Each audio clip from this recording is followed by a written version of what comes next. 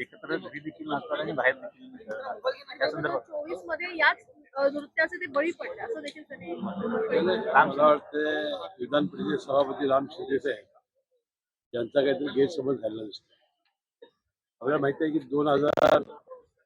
2022 2 जुलैला आपले नेते अजितदादा पवार यांच्या नेतृत्वाखाली राष्ट्रवादी काँग्रेस पक्षाची विभागणी झाली आणि आम्ही अजितदादांच्या नेतृत्वाखाली महायुतीला पाठिंबा दिला आणि सत्तेमध्ये गेलो. आता त्यानंतरचा काळ त्यांनी आठवला पाहिजे की नंतरच्या लोकसभेच्या निवडणुकीमध्ये एखाद्या कार्यकर्त्याचा बळी देण्याऐवजी त्यांनी स्वतःच्या पत्नीला उभं केलं सुप्रियाताईंच्या विरोधी.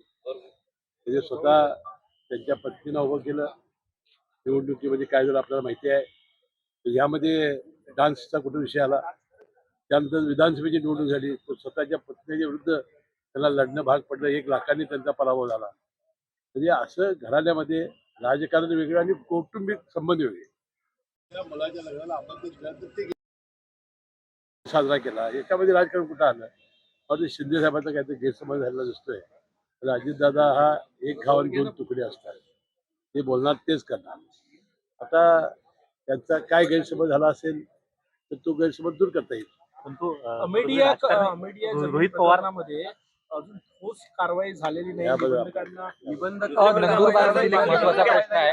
सुरक्षित मातृत्व वाऱ्यावर आहे असा पद्धतीचा प्रश्न निर्माण होतोय, कारण का बाळंतपण अत्यंत भयानक पद्धतीने केली जातात. बाण प्लेट याचा वापर केला जातो नंदुरबार जिल्ह्यामध्ये म्हणजे दुर्गम भागांमध्ये. सार्वजनिक आरोग्य विभागात आता तो त्यांना विचारला. आमच्याकडे शासकीय महाविद्यालय जे आहे ते आमच्याकडे आहे. त्यात असं तर मी चौकशी ग्रामीण भागापर्यंत ते मी आंबेडकर साहेबांना माहिती